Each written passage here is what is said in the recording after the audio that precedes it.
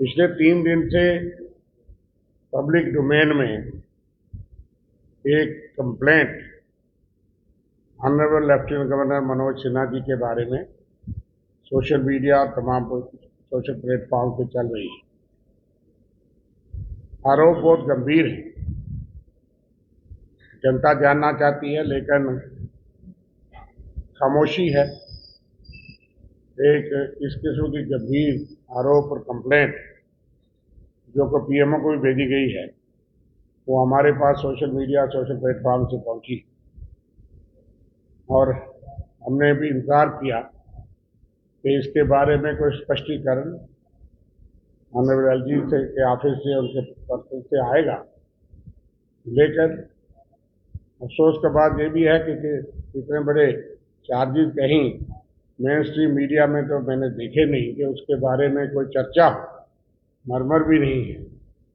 कोई भी बड़े पद पे आदमी बैठे है, कोई अगर आरोप लगे तो एक बहुत बड़ी चर्चा की बात है और उस पर लोग सच्चाई को तो जानना चाहते हैं।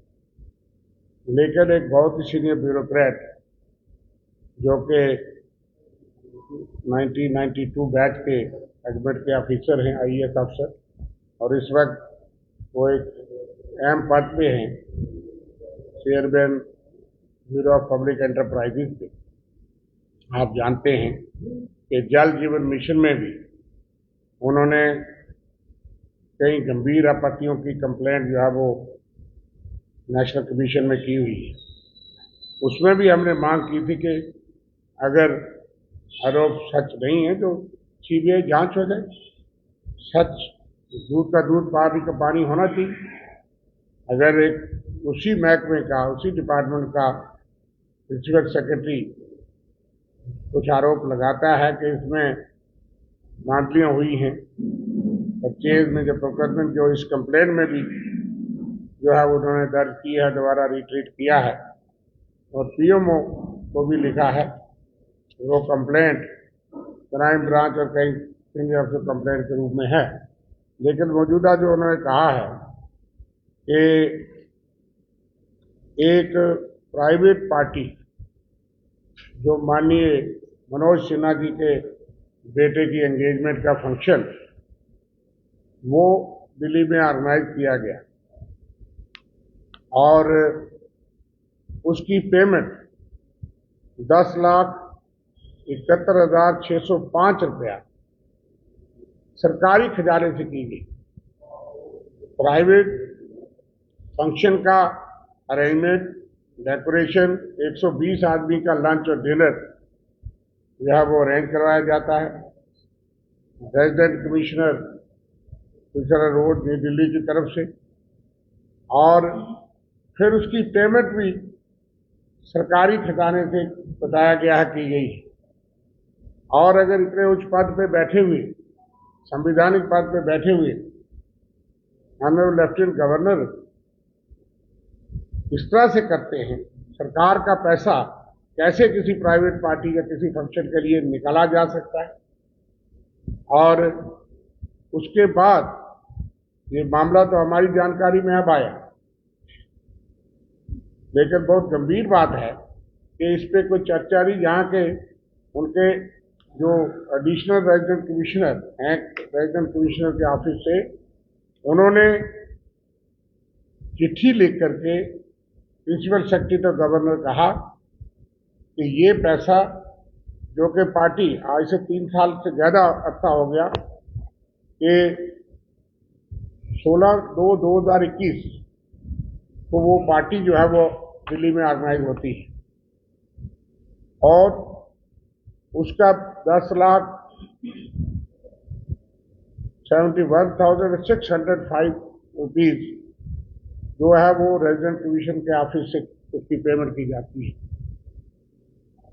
और उसके लिए 6 अप्रैल 2021 को एडिशनल रेजिडेंट कमिश्नर दिल्ली ने लेफ्टिनेंट गवर्नर के ऑफिस को लिखा कि ये पैसा जो है वो पब्लिक एक्सचेकर से दिया गया है, इस पैसे को वापस किया जाए ताकि ट्रेजरी में इसको जमा करवाया जाए।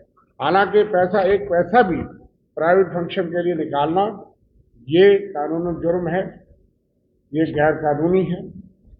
लेकिन उसके बाद उस लेटर के बाद क्या हुआ कि वो पेमेंट हुई नहीं हुई, बिल्कुल खामोशी। और जब ये कंप्लेंट पब्लिक डोमेन में है, प्रधानमंत्री के कार्यालय तक भी पहुंची है, सब जगह गई है, उन्होंने कहा कि इसके खिलाफ चीटिंग और फ्रॉड का केस दर्ज होना चाहिए, इन्वेस्टिगेशन होनी चाहिए, जांच होनी चाहिए। उन्होंने तो और भी बातें कही हैं।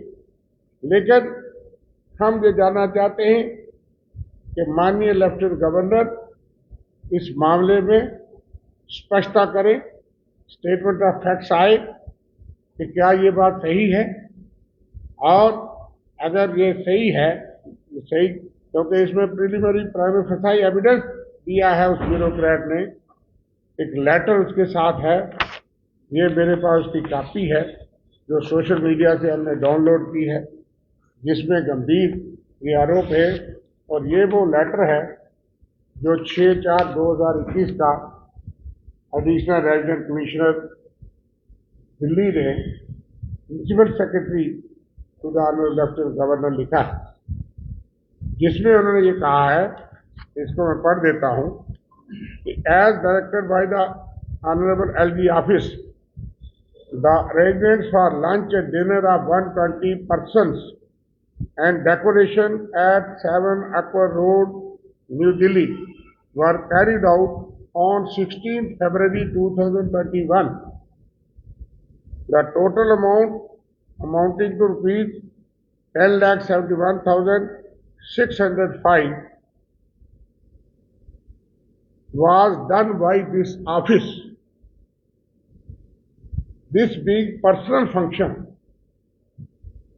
it is requested to kindly arrange and deposit the said amount in the treasury to settle the issue.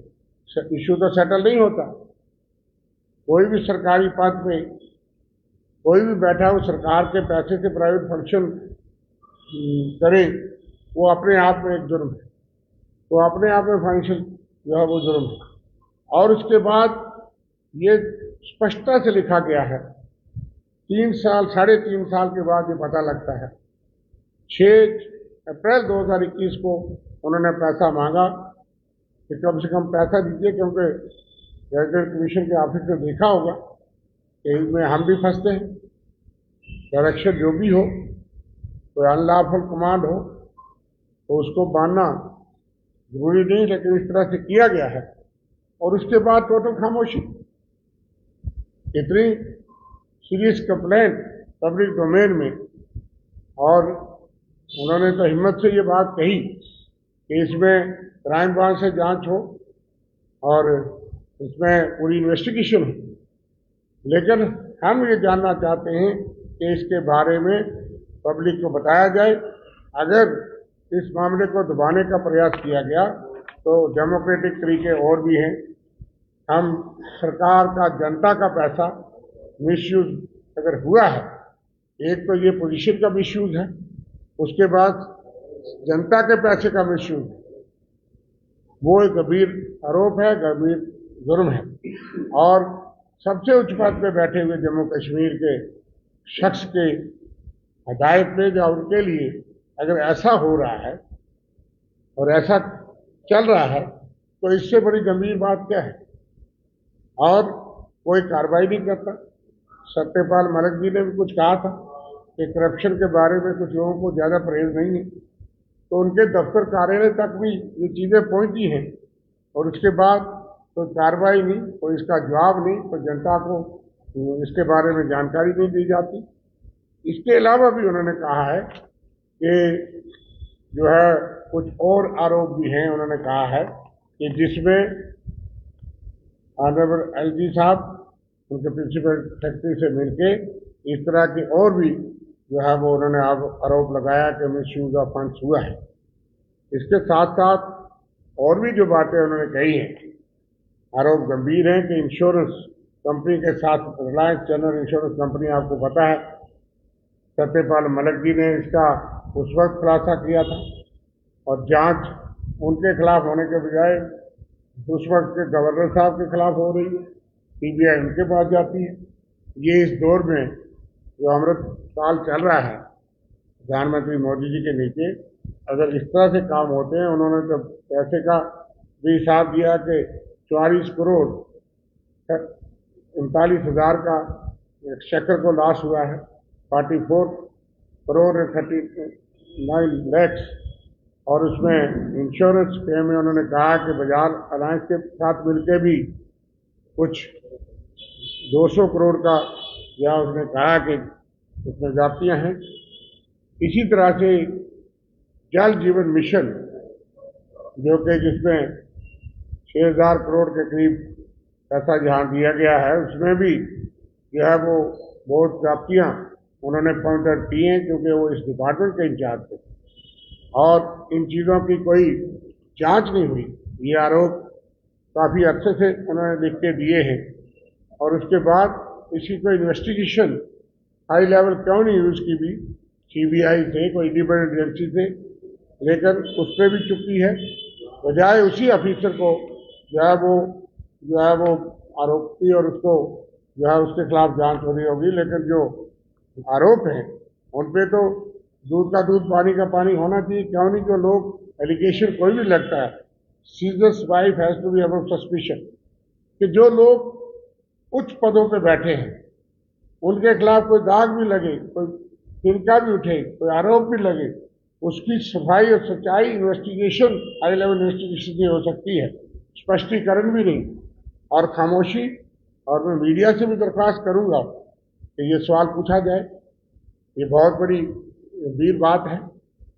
और अगर इसमें जो लेटर ऑफ एविडेंस है इसके साथ, जो लेटर ऑफ डिमांड के रूप में, तो वो तो प्राइमा फेसाई एस्टेब्लिश करता है, और उसके बाद कौन स्पष्टीकरण दिया जा रहा है, कौन he should come out clean, ये उनकी जांच का सवाल है।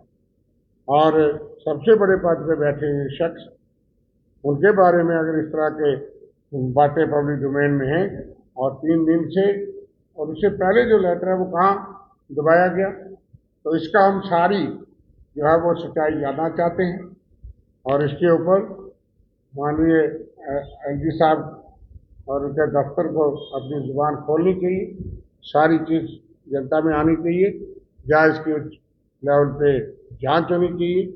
और अगर इस पर खामोशी रही तो कांग्रेस पार्टी खामोश नहीं रहेगी। हमारा दायित्व है कि जो चीज़ पब्लिक डोमेन में इतनी गंभीर बात या गंभीर बातें नज़र आ रही हैं, उस पर हम जनता की तरफ से अपना रोल फर्ज निभाएंगे। और कई किस्म की परसेप्शन जो जहाँ हैं, तो हम अपनी आवाज़ और उसमें आप सबका साथ चाहिए कि जनता इसकी सच्चाई जानना चाहती है, कार्रवाई जानना चाहती है।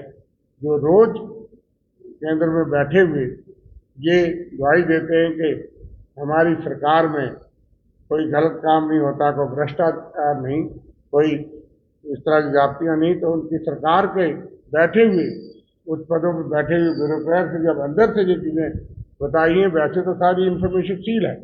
आज कोई सूचना आपको जो हमको मिलना असंभव है, लेकिन कभी कभी किसी तरह से कोई चीज़ें पब्लिक डोमेन में होती हैं, तो उसके बारे में भी कोई खामोशी इख्तियार करे तो हम चुप नहीं रहेंगे। हम चाहेंगे कि फौरी तौर पे इस पे honourable lieutenant governor should come out clean.